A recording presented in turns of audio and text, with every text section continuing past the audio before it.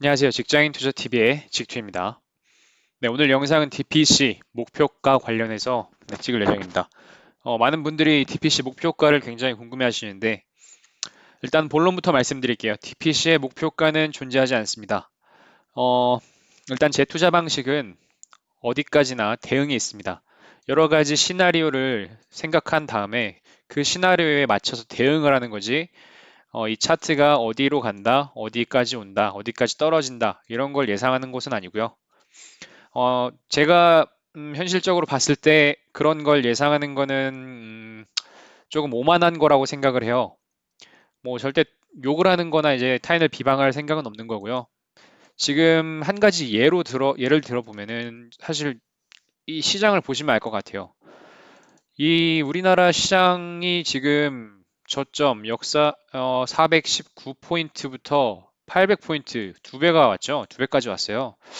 지금 이 순간에 예전 이 3월 달쯤에 포인트가 이렇게 떨어졌을 때 과연 어느 누가 우리나라 지수가 863포인트, 코스닥 지수가 863포인트까지 찍을 거라고 예상했을까요? 제 기준으로는 네, 예상을 한 사람은 거의 없다고 봐요. 이렇게 800포인트 넘을 거라는 예상을 한 사람은요. 따라서 저희는 단지 이 하락에도 대응을 할 뿐이고 이 상승에도 대응을 할 뿐입니다. 상승을 하다가 이런 하락이 왔을 때도 대응을 할 뿐이고요. 이 하락이 왔다가 다시 상승을 할 때도 대응을 할 뿐이죠. 어디까지나 예측은 예측일 뿐이지, 저희는 뭐, 네, 전보거나 뭐 이렇게 뭐 신들린 사람이 아니기 때문에 이런 포인트를 정확히 맞추는 거는 사실 불가능하다고 생각을 해요. 그래서 DPC를 지금 들고 가면서도 저는 절대 이 꼭지점, 고점에서 팔 생각은 하고 있지 않습니다. 욕심을 부리다가 주는 수익마저도 놓칠 수가 있어요. 그래서 일단 여러 가지 시나리오를 세우고 그에 맞춰서 대응을 하며 매도를 하는 건데요. 일단 시나리오를 몇 가지 말씀을 드릴게요. 한 가지 일단은 SK바이오랜드가 가장 큰 예정, 오늘 올해 가장 큰 IPO 두 가지 중에 한 가지였던 SK바이오팜의 대장주인 SK바이오랜드가 있었어요. 이거 같은 경우에는 사실은 증권 신고서가 나오고 나서 이후에 여기서 좀 가려고 하는 듯 했으나 바로 하락이 나왔어요. 그러니까 쉽게 말해서 역사상 최고점은 48,800원이었던 거예요. 그날이 언제냐? 증권신고서가 제출됐던 그 월요일, 주말간 증권신고서가 제출되고 월요일, 화요일 이틀 뒤가 최고점이었어요. 지금 상장을 했지만 결국에는 이렇게 하락이 왔습니다. SK 그러니까 대장주죠. 그러니까 대장주는 아니고 이제 가장 큰 우량주죠. SK 바이오팜 관련 이것도 마찬가지로 똑같이 흘러갔어요. SK 바이오팜이 상장은 했지만 더 이상 여기에 대한 그런 상승은 보이지가 않죠. 이것도 마찬가지로 어, 보시면은 바이오랜드가 증권 신고서 나온 날짜가 5월 17, 16, 17 그러니까 주말이었어요. 이거 같은 경우에는 5월 16, 17 보시면은 바이오랜드랑은 조금 다르지만 어쨌든 흐름이 비슷하죠. 어느 순간 꼭지점을 증권 신고서 나온 이후에 어느 순간 꼭지점을 찍고 하락을 했습니다. 그러니까 DPC도 마찬가지로 빅히트가 상장을 했다고 해서 그냥 위로 쭉 가는 게 아니고 어느 지점을 찍고서 하락을 할 거란 얘기예요. SK 같은 경우는 아무래도 SK 바이오랜드에 비해서는 실질적인 수혜주였기 때문에 증권 신고서가 나온 이후에도 꾸준한 상승이 있었다고 볼 수가 있겠죠. 바이오랜드 같은 경우에는 어쨌든 세력주였기 때문에 세력들이 여기 바이오랜드 증권 신고서가 이렇게 바이오팜 증권 신고서 나온 이후에 해먹은 다음에 바로 그냥 내리꽂은 케이스죠. 실질적으로 바이오랜드가 아무런 비중을 갖고 있지 않았기 때문에 이렇게 나타난 결과라고 생각을 합니다. 아무튼 DPC로 돌아가서 상당히 어려워요. 네, 일단은 이 차트를 봤을 때 돈을 쓴 걸 보면은 꽤나 많이 썼습니다. 6천억, 7천억, 5천억 터지는 건 뭐 기본이고요. 평균 거래량도 일단 기본 700억, 거의 1000억 가까이 평균 거래량이 터지고 있어요.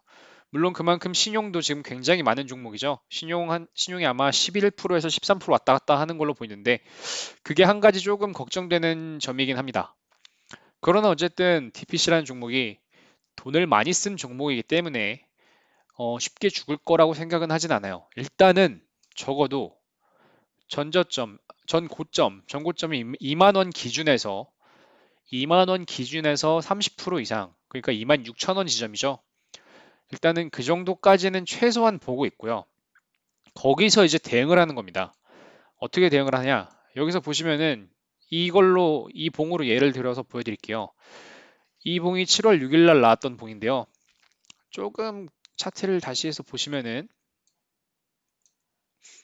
여기 12,000원, 11,000원에서 12,000원 부근에 그런 상단 박스권을 멋지게 뚫어준 날이었습니다. 뚫어주고 나서 이후에 물량을 소화하는 모습이었어요. 저점을 계속 올려주면서 올려주면서 첫날 이 상한가 터진 날, 상한가에 거의 근접한 봉 터진 날에 비해서 거래량이 굉장히 적죠. 이 말인즉슨 세력이 아직 털지 않았다. 털지 않고 계속 올라갈 확률이 있다라고 말씀을 드릴 수 있습니다.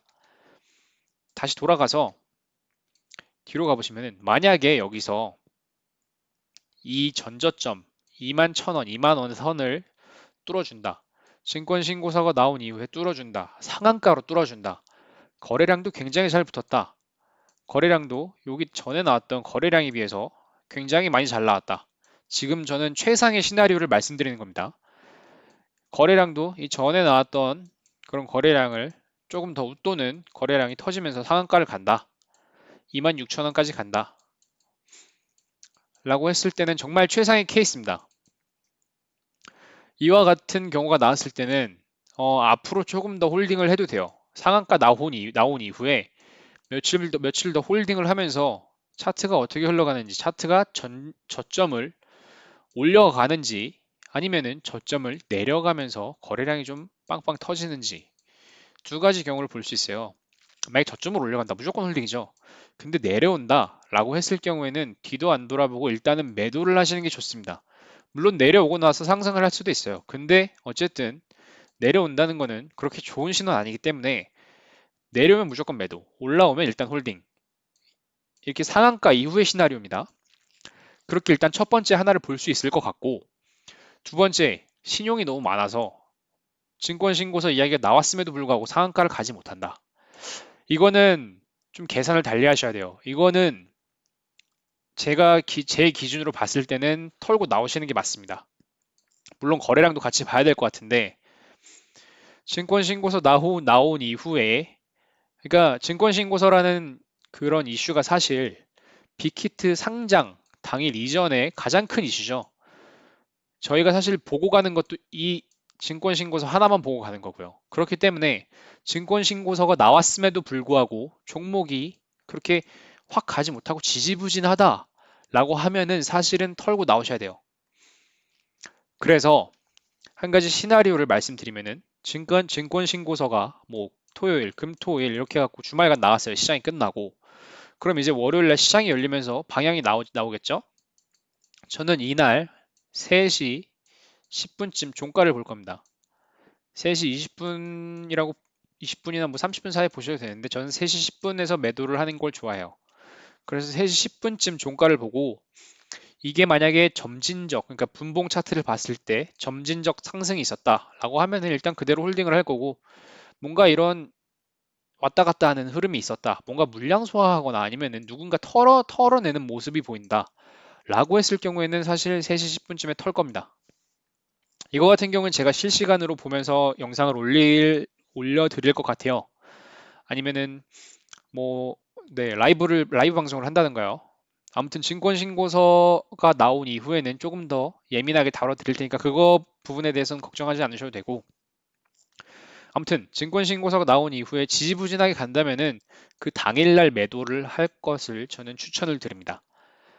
그리고 또 한 가지 증권신고서가 나왔음에도 불구하고 하락이 나온다. 이거는 뭐 뒤도 안 돌아보고 매도를 하셔야 되는 케이스고요. 제가 사실은 절대 바라지 않는 케이스입니다. 어쨌든 바라진 않지만 나올 수 있다는 걸 배제하시면 안 돼요.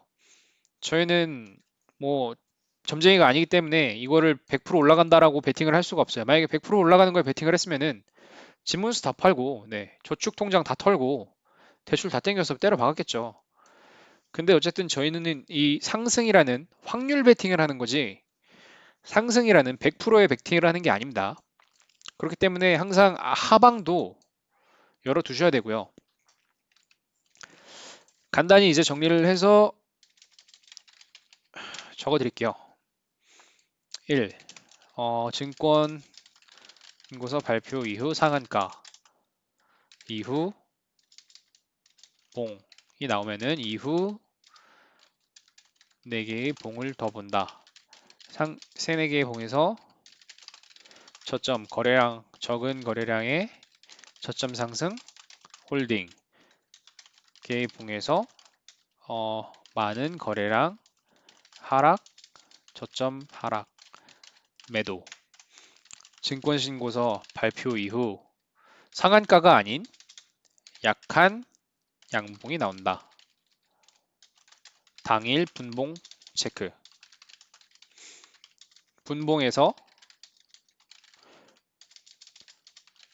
점진적 상승이 나온다. 홀딩. 분봉이 복잡하다. 거래량이 터지면서 당일 매도. 증권 신고서 발표 이후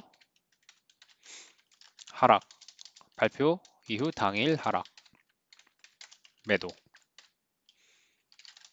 자, 이렇게 세 가지로 정리를 해드릴게요. 일단 간단히 세 가지고요. 물론 이 세 가지 이외에도 5가지, 6가지, 7가지 여러 가지 케이스가 나올 수가 있어요. 10가지 케이스. 우리가 예측을 할 수 없기 때문에 여러 가지 케이스가 나올 수가 있지만 가장 확률이 높은 세 가지 케이스를 순서대로 말씀을 드린 거예요. 이때 저는 맞춰서 뭐 라이브를 하든 시장 중 영상을 올리든 조금 더 예민하게 반응하실 수 있도록 할 예정이고요. 네, 아무튼 그렇습니다. 다시 한번 말씀드리지만 목표가라는 건 설정해 두지 마세요. 손절가, 매수가 뭐 이런 건 설정해 두실 수 있어도 목표가라는 거는 제가 생각했을 때는 시장을 예측하는 조금 오만한 행동이라고 생각을 하고요. 절대 고점에서 팔 수 있는 주식은 절대 고점에서 팔 수 있는 게 아니기 때문에 그냥 그 흐름에 맞춰서 어떻게 흘러가는지 그 흐름에 몸을 맡기시고 본인이 생각을 하셔서 판단을 하셔서 이게 매도 타이밍이다 라고 했을 땐 매도를 하셔도 되고요. 추가로 내가 매도를 했는데 올라간다고 해서 아쉬워하지 마세요. 그냥 아씨 갔네 더 갔네 뭐 이 정도 그냥 한마디 선에서 끝내실 수 있을 것 같고 아무튼 네 그렇습니다. 그리고 오늘 댓글로 종목 하나 한국화분인가요? 네 한번 봐달라고 하셨는데 이거 같은 경우에는 잠깐 제가 검색을 해봤는데 특별한 이슈 없이 그냥 실적주라고만 보시면 될 것 같아요. 실적주. 요거 제가 하나 봤는데요. 어떤 분이 매수를 하셨어요. 보시면은 보시면 카카오 펀드 추가적으로 투자와 한국 화분 소량 매수했습니다. 딱 봐도 그냥 전형적인 직장인 투자, 그러니까 가치 투자라고 하실 하시는 분 같아요. 가치 투자를 하시는 분 같죠. 딱 봐도. 보시면은 전기차 경량화, 뭐 수소연료 전지의 부상, 어떤 테마가 있어서 가는 종목이라기보다는 자체적인 그런 실적 관련해서 가는 종목이라고 보실 수 있을 것 같아요. 거래량도 보시면은 700억, 800억 무난하죠. 네, 나쁘진 않아 보이고 지금 현재 상단에 지금 맞이하고 있는데 이 상단 만 원을 라운드 피겨 부근을 좀 더 쳐준다면은 좋은 모습을 보여줄 수 있을 것 같은데요. 거래량을 봤을 때 최근에 많이 터졌죠. 뭐 전보다 최근에 많이 터지는 모습. 이거 같은 경우에는 우리나라 시장에 지금 돈이 많이 돌아서 터진 거처럼 보이긴 합니다, 사실. 네. 그래서 일단 만원 지점, 이 만 원 지점을 어떻게 뚫어주는지 좀 잘 관찰해 보시면은 더 갈 수 있을 종목이라고 보는데 개인적으로 저는 많은 종목을 하는 것보다 소수의 종목에 비중 투자를 하는 걸 좋아해서요. 되신다면은 네, DPC 같이 들어오셔서 같이 저랑 투자해 보시는 것도 좋을 것 같습니다. 네, 아무튼 오늘 토요일 종목 DPC 매도가 관련해서 한번 알아봤는데 네, 잘 오늘 이해하셨길 바라고요. 주말 네, 잘 보내시기 바라겠습니다. 그리고 월요일 날 뵙겠습니다.